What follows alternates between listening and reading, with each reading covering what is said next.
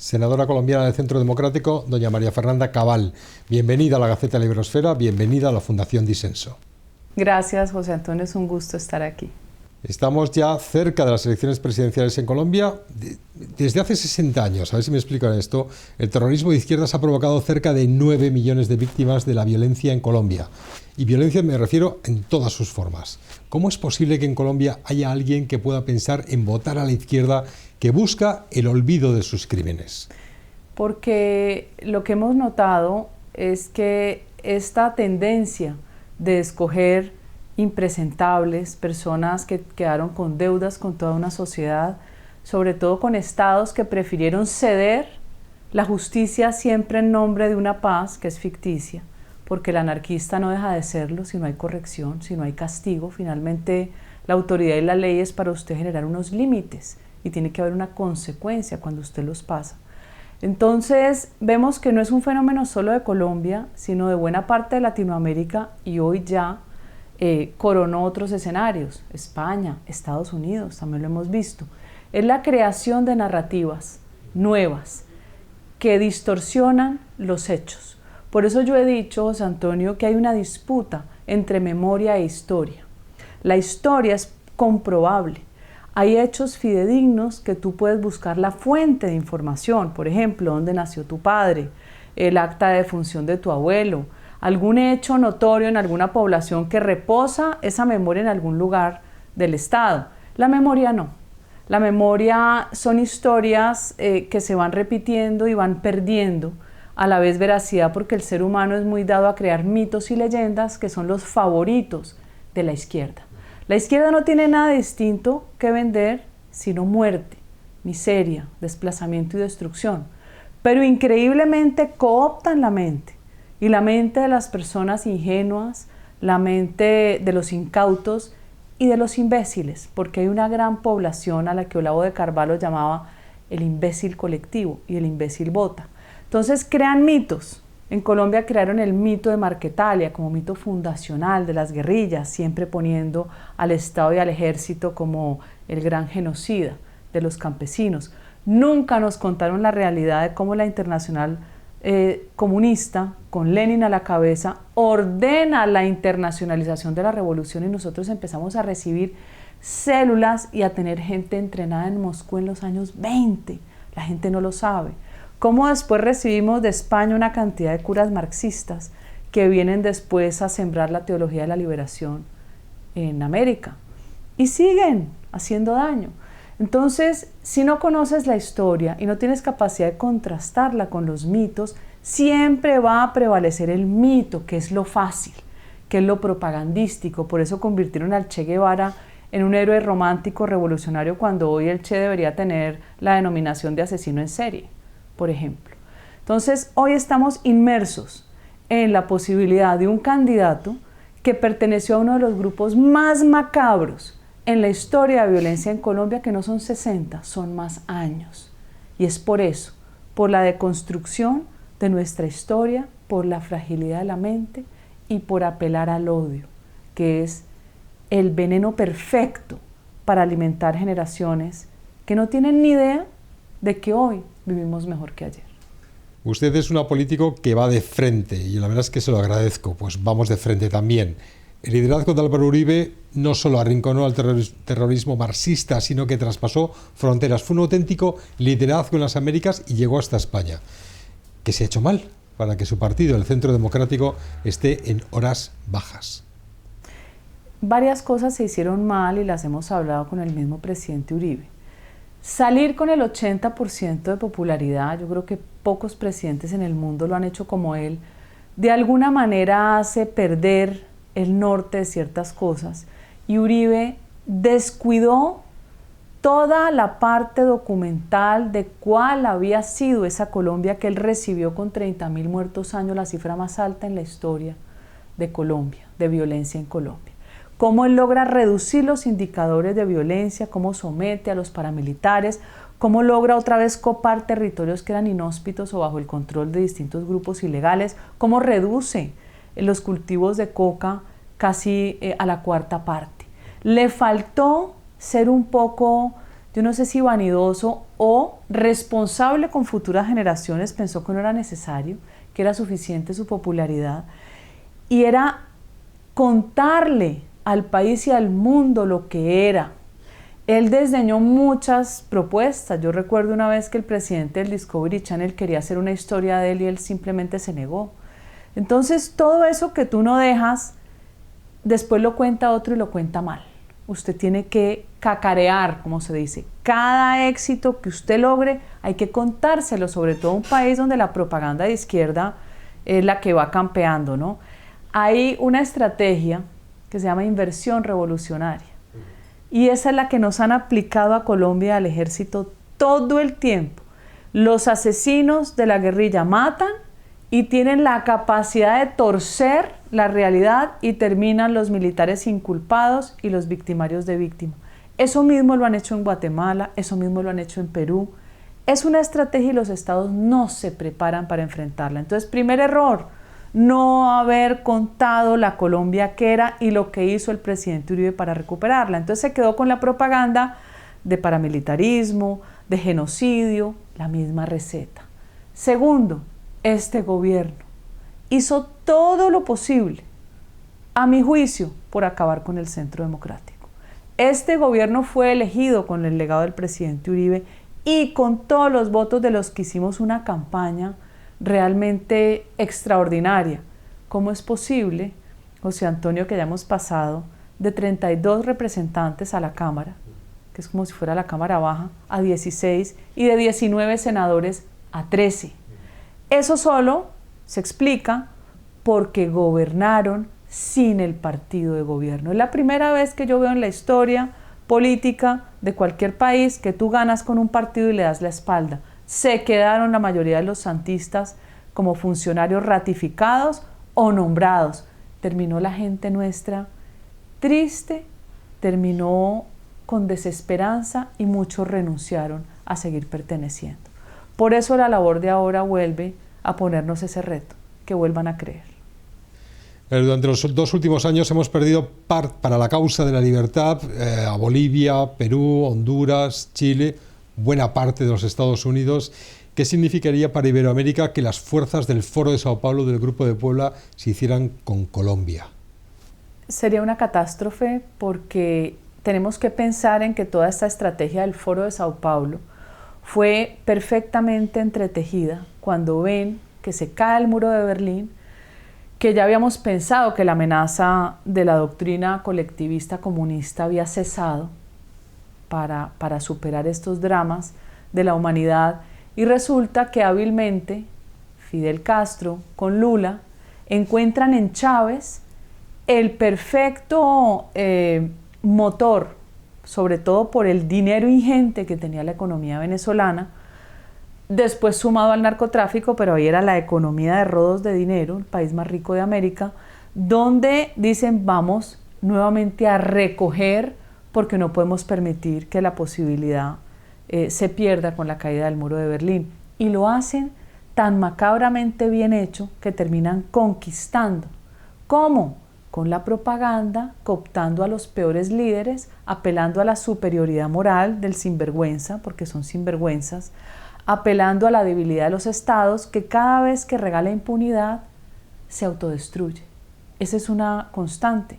Entonces vemos como el Foro de Sao Paulo empieza a adoctrinar en toda América y después va cambiando y crea una caparazón más alta, que es el Grupo de Puebla, que es un grupo de convictos, presidentes y expresidentes delincuentes, algunos condenados, otros pues que la justicia de sus países no pudo concretar, como pasó con la Kirchner, como pasó con Dilma Rousseff, en fin, y encima un gran paraguas, una gran cobertura, que es la Internacional Progresista, de donde el candidato Gustavo Petro es miembro, y que tiene un brazo que se llama transparencia electoral, porque recordemos que todo lo de ellos es retorcido, o sea, la paz es la guerra, el significado de las palabras es distinto, es parte del lenguaje de la guerra, y porque van con garrote, ¿no? El que piense distinto le dan garrote, pero esa es la paz.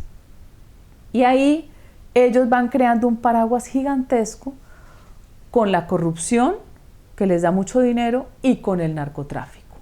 Hoy el gran triunfador en una América Latina que ha venido paulatinamente perdiendo su libertad es el narcotráfico por cuenta de organizaciones como la Internacional Progresista. Le cuento lo que se dice del candidato de la izquierda, Gustavo Petro, por ejemplo, en el diario El País, que es como la Biblia internacional de la progresía española. Lo llaman socialdemócrata, moderado, un socialista tibio. ¿Lo reconocen esos adjetivos? Dígame, ¿quién es Gustavo Petro y por qué es tan peligroso? Gustavo Petro tiene las perfectas características del izquierdópata.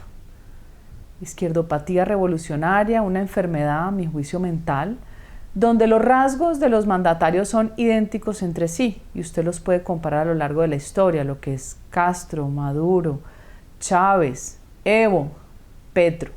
Son narcisistas, ellos creen dentro de su terrible vanidad que son los más guapos y los mejores. Son megalómanos, el mundo gira alrededor de ellos, son mitómanos, su realidad es la mentira, la venden permanentemente.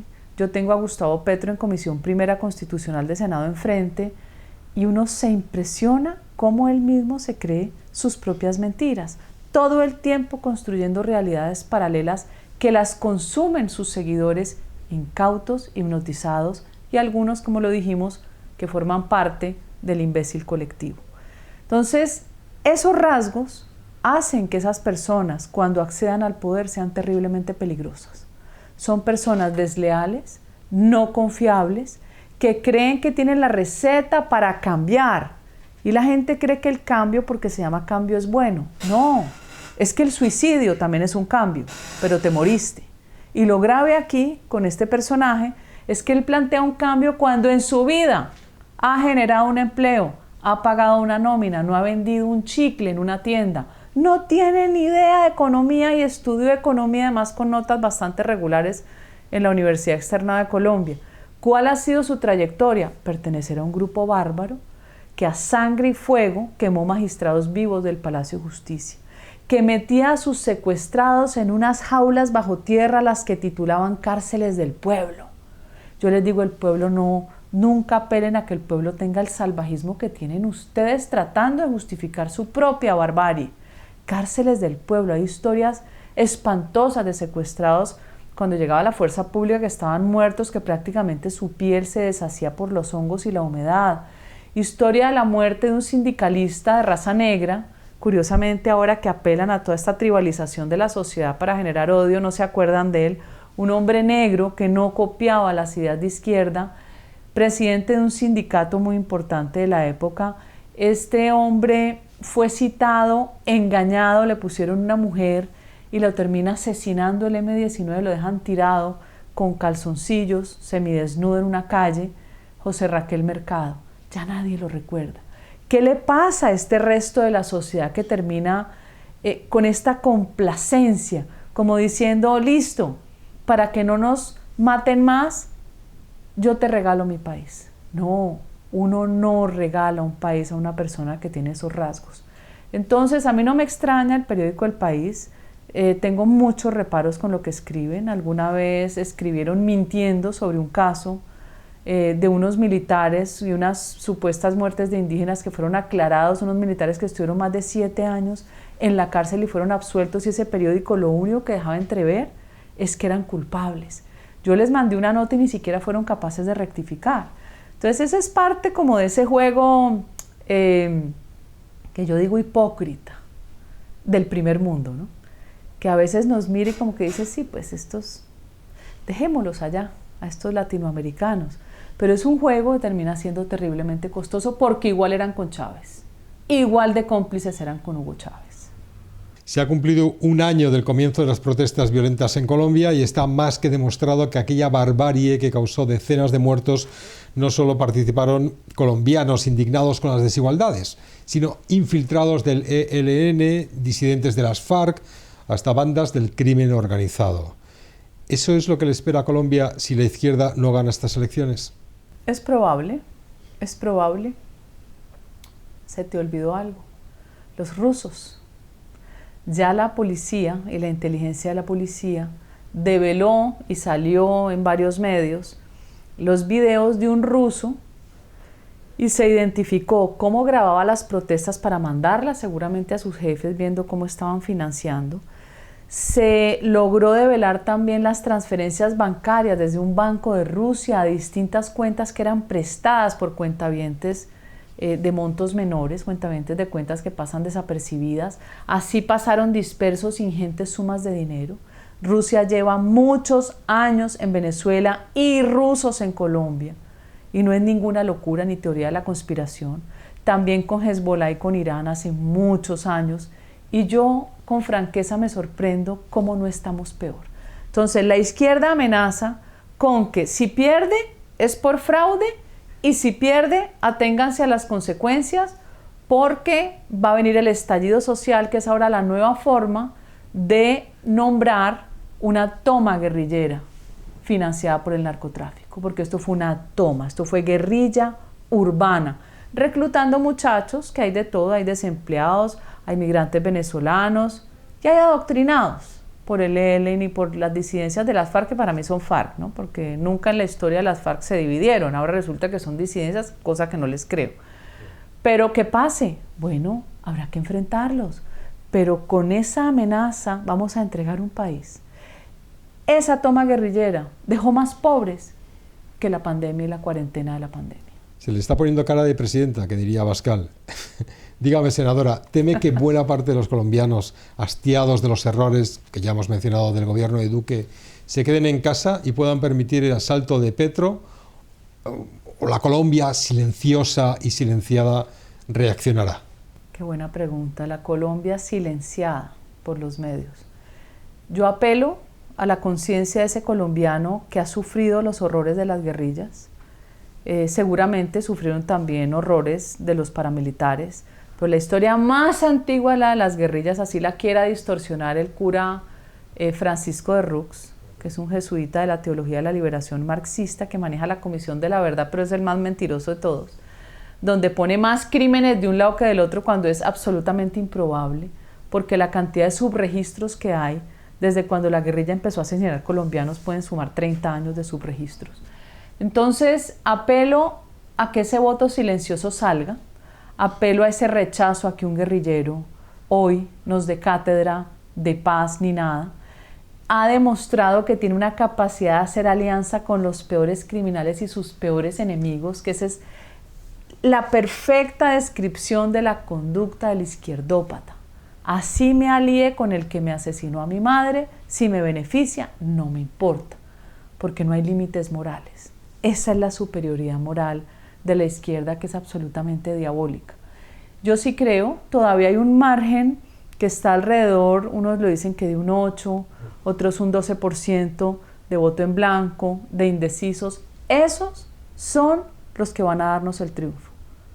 A esos es a los que hay que convencer ahora. Que hay 1000 problemas en Colombia, sí, muchos, hay que romper monopolios, un país cartelizado, sí, pero la libertad no se puede perder porque sin libertad no hay vida.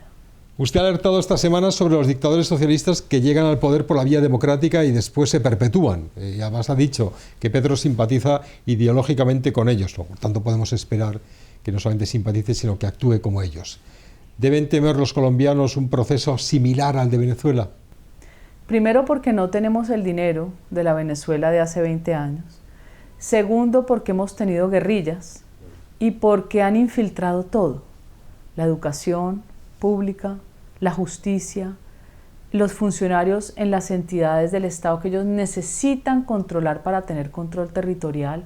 Por eso, cayendo Colombia, cae América Latina, que tristemente hemos visto que Estados Unidos parece que no se percatara de la ubicación geoestratégica de Colombia, de tener 2 océanos, de tener la ruta del Darién que conecta con Centroamérica, que es, sí, como lo llamaban, su patio trasero. Pero es que hoy, en términos de estrategia de guerra, de lo que está pasando en Ucrania, te trasladan una guerra a ese patio trasero. Por eso, hoy tenemos que apelar a que tenemos una situación absolutamente crítica y peligrosa. 300.000 hectáreas de coca, más la plata de Rusia, Hezbollah, pues yo creo que es un país que termina completamente subvertido. donde veremos a los guerrilleros patrullando, ahora sí, de la mano de un presidente que los va a legitimar, donde habrá negociaciones con el ELN seguramente mucho más audaces que la del Pacto de La Habana, porque acordémonos que el ELN nace dentro del seno del ala marxista de la Iglesia Católica. Por eso ellos siempre apelan a lo social porque es su disfraz, a los pobres, pero obviamente es una farsa. Usted ya ha mostrado su apoyo a Fico Gutiérrez. ¿Por qué debe ser el exalcalde de Medellín el próximo presidente de Colombia? Bueno, en el abanico que tenemos es la persona que puede ser el triunfador. Yo en este momento no podría describir el ideal de candidato que yo quiero. Pienso que tiene una virtud. Es un hombre sencillo. Las personas sencillas rompen las barreras de acceso. La persona sencilla de alguna manera baja las prevenciones. Esa es una virtud. Tiene que rodearse muy bien. Ojalá haga lo que no hizo este presidente, tener el mejor gabinete con la mejor gente.